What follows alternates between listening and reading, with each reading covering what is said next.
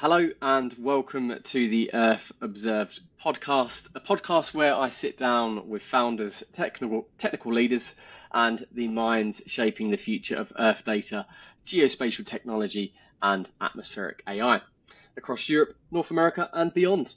In each episode, we take a vertical deep dive into a topic chosen by our guest, giving you a front row seat to the ideas, tools, and challenges that enable innovation from space to subsurface and everything in between. Today, I have the pleasure of being joined by Jessa Uszkay, the founder and CEO of Indicator, where she's building a modern geospatial platform designed to transform how people work with Earth data. With a background in full stack development and geospatial AI, she's passionate about reimagining the user experience in geospatial technology. And today we're going to be discussing why user experience is the missing link in geospatial technology. Jessa, thank you so much for joining me today. It's an absolute pleasure. How are you? I'm doing great. Thanks so much, Sam. Really exciting to be here. Yes, absolutely. Absolutely. Well, look, without further ado, let's jump straight in to the topic there. So I guess we're going to speak, I guess, in somewhat chronological order here. So I guess the first question I have today is, you've said that user experience is the missing link in geospatial. What does modern user experience mean to you, and why does it matter now? Yeah, absolutely. So basically, in the past 5 years, more satellites have been launched than in all the previous years combined. There is so much Earth observation data out there, and so many important insights to be gained from it. But the gap really is that when you look at the tools and the ways to work with this data, it still feels like we're back in the early 2000s or older. There isn't a lot of technical support, a lot of the big tech that's being used in other data and other industries to be used on this data. So things that feel like they might be, a quick 10-minute analysis end up taking 3 days, a whole team of engineers just to solve what feels like a simple problem. And the modern UX that we see in tools like Slack, Notion, Figma, these programs where you can open them up, there's no manual needed. You can pretty much just start using it right away and gaining value from it. We don't really see that in geospatial yet. It's pretty, usually you have to have multiple tools open. They're very technical, often require degrees just to learn the tools themselves. They're often expensive. Yep. And just fragmented across the board. So that's kind of the problem we're looking to tackle. We want to really improve all of the workflow processes, having everyone build their own tools from scratch. We want to really centralize that work and make it just enjoyable to use as well. So that's sort of what we mean by a modern user experience. Yeah, we just want to make sure that experts can get to the insights that they need in a quick enough time to be able to act on that data and get real value from that data. Yeah, absolutely. I like the fact that you mentioned tools like Notion and Figma. I don't know if you did mention, but I'd love to add like Canva in there. Just kind of regular day-to-day tools that the everyday user has, accessibility to. Even for someone like myself, who I must admit, I'm not technical in the slightest. I am able to work my way around such tooling. And I think that's why I keep going back to it, is quite simply how intuitive it is, how easy it is to understand and to use, but also the gap in, in quality that it's bridging. The fact that I am able to navigate myself around this platform but also produce something of a certain quality is really fantastic. But yes, I would agree that within this arena, geospatial, yes, very much so. Not only are these technologies expensive, but they are not necessarily intuitive. They are hard to navigate and to kind of meander around. So yes, I really am looking forward to this one today. You also mentioned there for like experts to be able to gain access to their data a lot quicker a moment ago. I guess as well, you would be building this platform for those who are non-technical stakeholders within businesses, those who want to be able to extrapolate data and get an easy to understand conclusion of their data.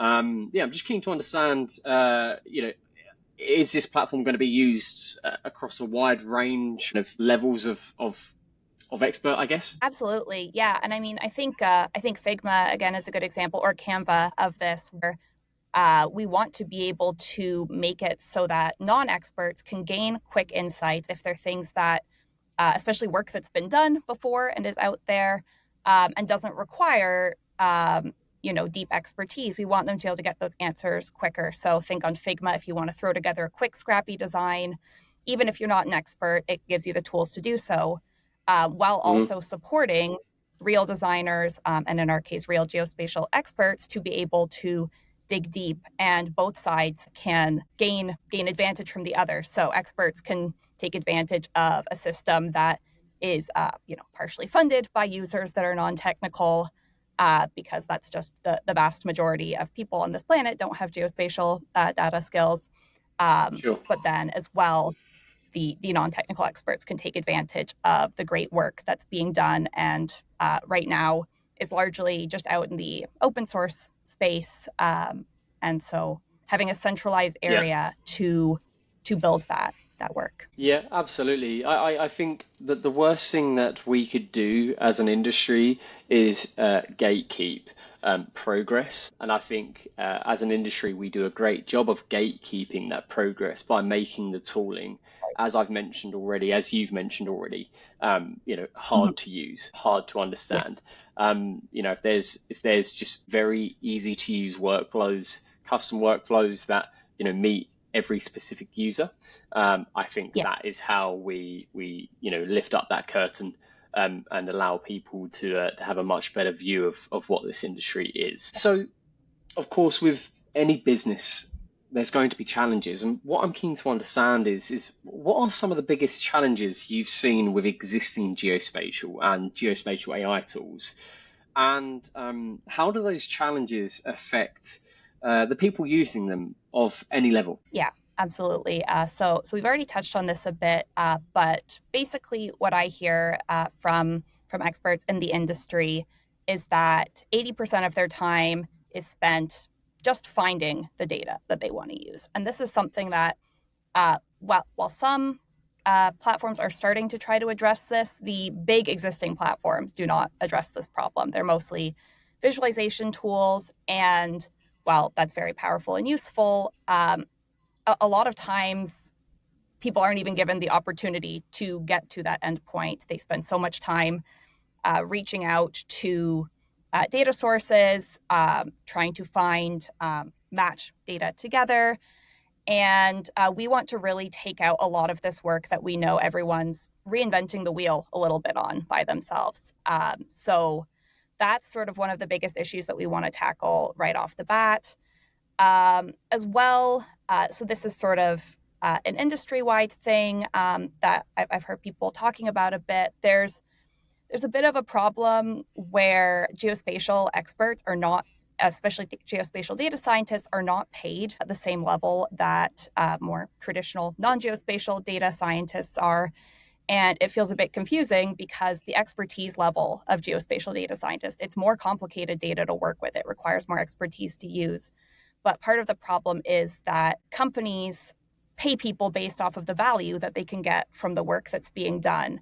And as I said, the support that the tools that exist for geospatial data provide don't provide the same time to value as traditional data platforms. So when you're working with easy to use data and you have a wide variety of different platforms that can support you in your workflows, you can get insights from that data that companies can make money off of really quickly compared to geospatial data. And Yeah. so that's sort of where we feel there's been a gap that hasn't been filled. And just sort of as a comparison, we see this a lot in the startup world, where brilliant people will put forward uh, a really world changing but complicated product or software idea, and will get pushed towards working on something simpler because it's just easier to make money from something simpler. But if we could provide the support to push being able to use geospatial data, these more complicated things, the potential value that that can unlock is so much higher for companies. And so we really just want to, as I've said many times, bridge the gap from the, the economy, the working world, to be able to get the insights from these experts' data.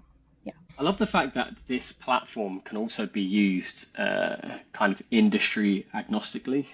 It can be utilized across all of the different verticals that I guess choose to adopt geospatial as part of their solution ultimately. And that Yeah. it's not cooped into a particular field, whether that be carbon markets or wildfires or, whether that be Yeah. going into climate risk or reinsurance and so forth. Is there a particular field at this moment in time in your kind of embryonic stages that you are kind of magnetizing to, where you feel like you are answering quite a few problems already? Yeah.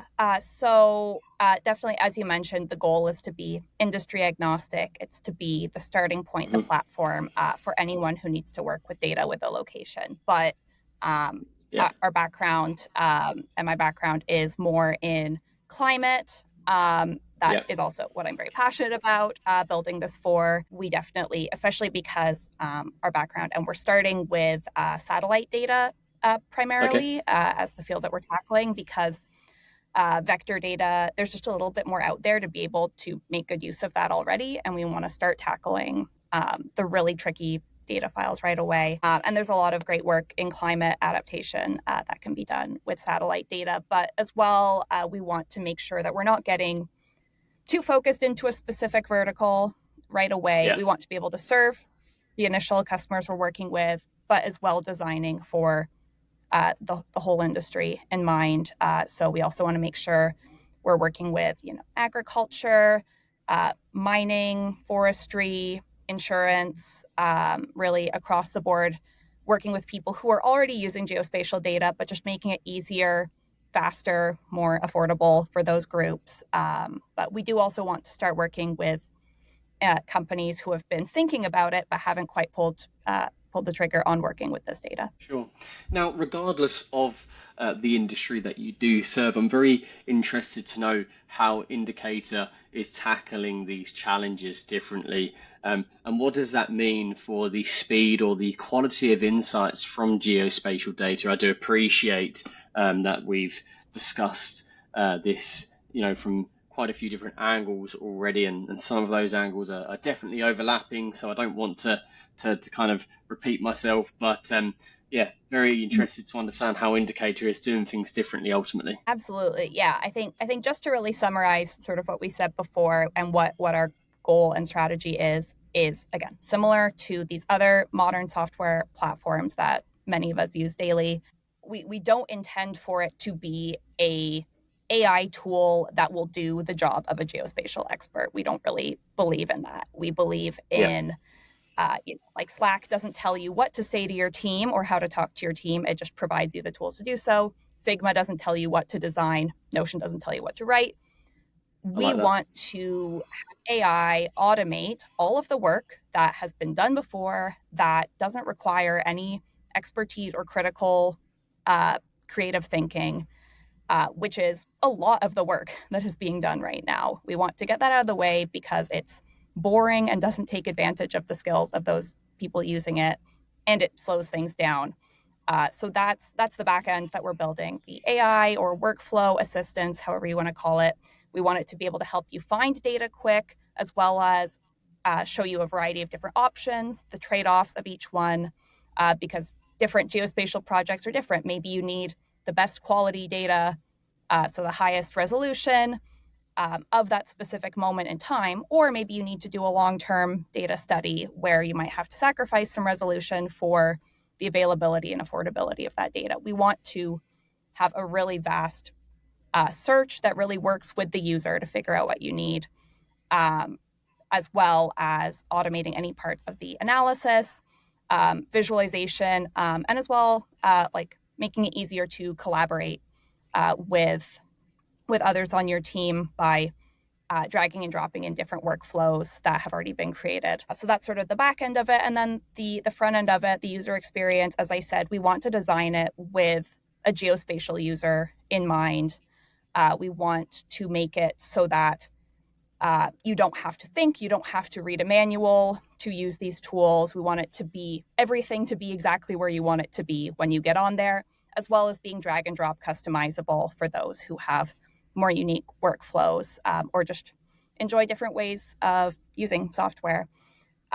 Basically, to make sure that as much as possible, all of your time is spent using your specific skill set to solve the specific problems that you're trying to solve. Yeah, yeah. Do you know what? This sounds like a very simple and obvious thing to say, but whenever I am using a new tool or I guess, do you know what? Doing anything in life, the easier it is to use, to navigate, or to understand, the more inclined I am to go back to it and to continuously use it over and over again, even if Right. it wasn't to produce the most optimal results in comparison to maybe a more complex tool that I could use.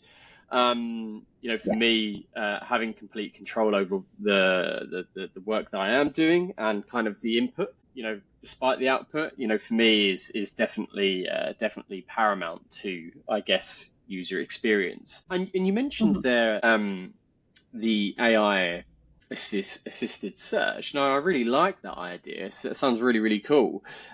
And do tell me if I'm wrong here, but am I right to assume that maybe you're going to be employing some type of language model and integrate that into the platform to be able to conduct these kind of searches on the platform? Yeah, that's exactly right. So the way Indicator works right now is you basically navigate it through chat primarily. Now, we know Right. that's not everyone's preference for using software, so there are other options, but we know there are a lot of users. A lot of us now are pretty used to pulling up ChatGPT, asking a question and getting it right away. And that's the ease that we wanted to bring to Indicator. So you can ask it a question like, show me the vegetation cover in a specific city on a specific date, and it pulls it right up there for you on the map.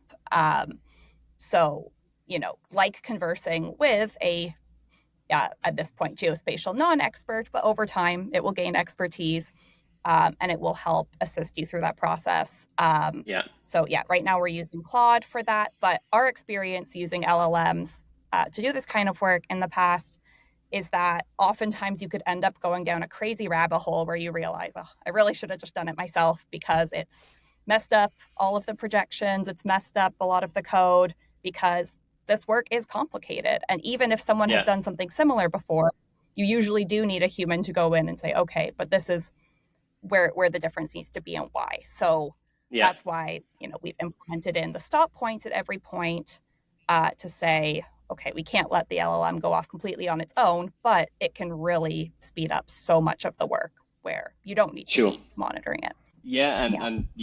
Outside of geospatial, just LLMs in general, there is a lot of talk at the moment about hallucination and having to, I guess, somewhat guide these language models to where you need to go. But no, very, very interesting that you're using Claude there. Now, you've mentioned that there is, I'm not going to call it a bias because it's definitely not a bias, but of course you come from a climate background, which is fantastic. I'm just keen to understand if there's any examples of where better user experience in geospatial tooling could, I guess, directly change decision making in areas like climate, infrastructure, or I don't know, like natural resource management, maybe. Yeah, absolutely. Some of the biggest examples that we're all thinking about right now, especially in the past year, is disaster response. Right, like all of this data is out there, and it feels like we should be able to address these problems quicker. But part of the problem is, even though the data exists, it is so hard to make use of. It takes so long to get there. And in disaster response, every minute counts, right? So the more not just user friendly, but just really speed to value, speed to insight is so crucial for these workflows. It could save lives, it could save towns. This is the kind of work that we want to really support. But unfortunately, in the real world, it's really hard for people to want to invest in disaster prevention before a disaster has happened. Um, Yeah. and also, yeah, building for prevention and just general improvement of the climate is work that needs to be done, and investment into that software that needs to be done so that when a disaster does happen, everything's already there, prepared. And you could even, you could search something, what's the burn severity in this region yesterday, pull it up right away and Mm. immediately send relief teams to that area. But in general, across the board, work like analyzing sea level rise for people who work in infrastructure, ground deformation, agriculture, crop stress, urban planning even is a huge thought right now as the way we work and the way we live has changed significantly in the past 5 and more years. Um, there are so many things that need to be done with this data, and if one of the barriers is ease of use and time to value, that is something we really want to cover. Yeah, absolutely. Disaster response is it's an unwanted demand, unfortunately. We wish it wasn't, to be the case, but realistically, it is, and it seems to be happening. Well, it seems to be reported more heavily nowadays, from flooding to wildfires, and everything in Mm-hmm. between. And you're right, Yeah. absolutely. It needs to be more of a proactive matter than a reactive matter. So I Mm-hmm. love the fact that indicator is going to be heavily influenced within this space as well. So yeah, best of luck with that. Um, I guess moving forward then, forward guidance, where do you see the biggest opportunities for geospatial AI in the next few years in general? Yeah, absolutely. So I guess, as I've already mentioned, obviously I see huge potential in the user experience and the platforms to work on these tools. But uh, I see all of that supporting the amazing work that's being done in, geospatial AI models that really can gain so much insight from this complex, rich data. But right now, just my experience working in that area is so much time is being spent just wrangling the data and as well evaluation of these models to make sure that the results we're getting are accurate and useful. So I think already huge progress has been done. We can use AI to detect cloud cover in an image. Change detection is making a lot of progress. A lot of these tools are getting there, but again, just bridging that gap to make it usable for companies, that really is going to change the world, I think. And um, you know, I also see, again, mentioning the geospatial experts, I see a world where people learn these skills because they are usable today and can fund the lives of people learning these skills to Mm, create the most value for the world. Because it's distressing to me in tech sometimes to see uh, the brightest people, the most optimistic people working on solving real problems to make positive change are being paid so much less or even choose to work for free so much of the time just to solve these problems when mm. there's a lot of money in tech that could go towards these ventures. So I think just as with non-geospatial data science, we're going to see uh, a lot of improvements to the ability to use this data, causing a change in the workforce where more people can be working on solving these problems. And I think that's really exciting. Absolutely. I am starting to see a real shift across this landscape. Have done probably over the past 6 months. Um, Even from a hiring perspective, I've definitely had to compete with Of course. other industries such as, banking and fintech and hedge funds for that matter. I mean, it's incredibly, complex to try and compete with those, Yeah. compensation packages. but I guess that the more this industry answers problems, solves issues, offers solutions, incorporating artificial intelligence, I think the more investment will come. And the more investment that comes, the better we are able to pay those who do deserve it and those who have, fought very hard to get to where they are. So absolutely, I'm well aware of that disparity, and hopefully it's something that we can solve over the coming years, indeed. Well, look, it has been an absolute pleasure speaking with you, Jesse. It's been great to learn about Indicator, and I'm truly excited to see where we are in a year to come. I'm definitely going to have to get you back on for another episode very, very soon to give us an update on where you're at, what you're doing, and what the future holds. But for now, thank you so much. It's been an absolute pleasure. And would love to wish you a wonderful day. Yeah, same to you. Absolutely. This has been a ton of fun.